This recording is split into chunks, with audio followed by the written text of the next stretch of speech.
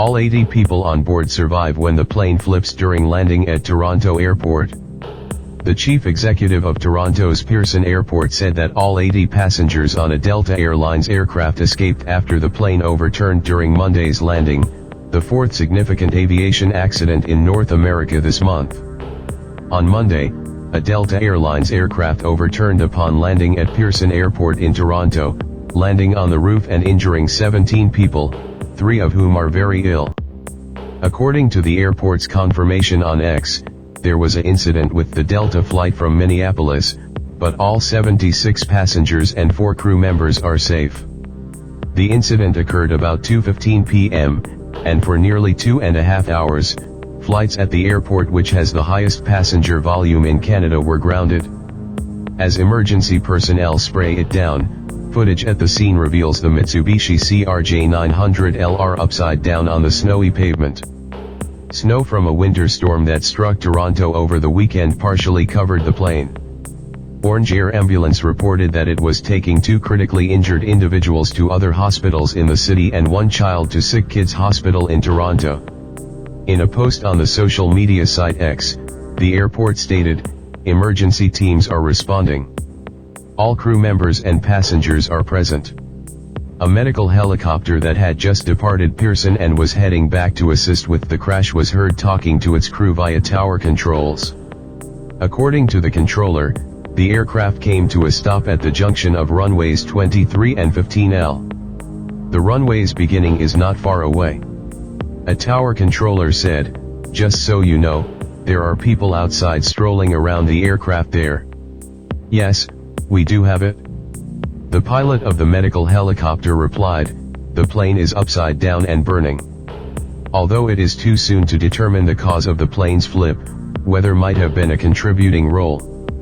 The Canadian Meteorological Service reported that winds of 32 miles per hour, 51 kilometers per hour, with gusts up to 40 miles per hour, 65 kilometers per hour, were blowing snow at the airport.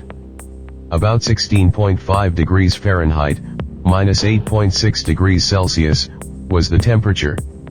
The flight was cleared to land at approximately 2:10 p.m. local time, according to the audio recording taken from the tower at Toronto Pearson International Airport. As the jet touches down, the tower alerts the pilots about the possibility of an airflow bump in the glide path due to an aircraft in front of it. John Cox, CEO of the St. Petersburg, Florida-based aviation safety consulting company Safety Operating Systems, stated, "It's very rare to see something like this. It's fairly uncommon, but we have seen a few instances of airplanes taking off inverted." The CRJ900 aircraft is a proven aircraft that has been in service for decades and does a good job of handling inclement weather, said Cox, a 25-year veteran of U.S. Air who has worked on anti-SB investigations. The windy weather was the norm. Between 27 and 35 knots, or roughly 38 miles per hour, 61 kilometers per hour, the wind was blowing from the west. It was breezy, then. However, the aircraft are certified and built to withstand such. The pilots have the expertise and training to manage that. Cox stated that one of the things that has to be addressed is the reason behind the plane's lack of a right wing. "It will have a tendency to roll over if one wing is missing," he stated. What happened to the wing, the flight data recorder, and the cockpit voice recorder will be the main questions. The Transportation Safety Board of Canada will read them out and have a thorough knowledge of what truly happened here once they are located, if not today, then tomorrow. An Airbus A340 landing from Paris went off the runway and caught fire during inclement weather on August 2, 2005, marking the last significant accident at Pearson. Air France Flight 358's crew and 309 passengers all survived the crash. The Transportation Safety Board of Canada will lead the investigation and offer any updates, according to a statement from the U.S. Federal Aviation Administration. According to the National Transportation Safety Board, it is in charge of a group of American investigators who will support the Canadian inquiry. In the last month, there have been at least 4 significant aviation accidents in North America. On January 29, 67 persons were killed when an army helicopter and a commercial airliner crashed close to the country's capital. On January 31st, a medical transport plane crashed near Philadelphia, killing 6 persons on board and 1 on the ground.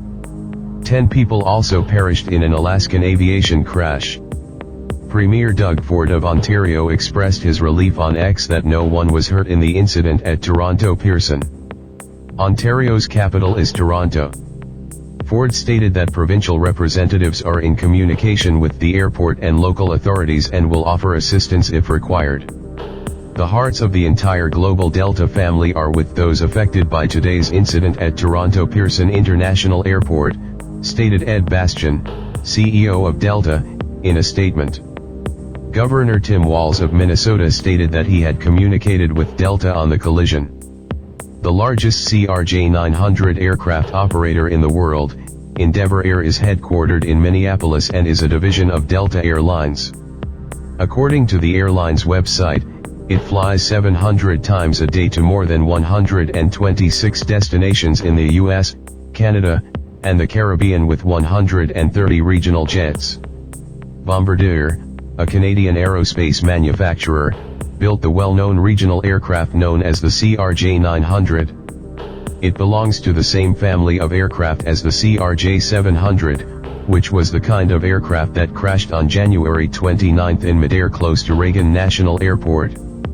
Source France 24.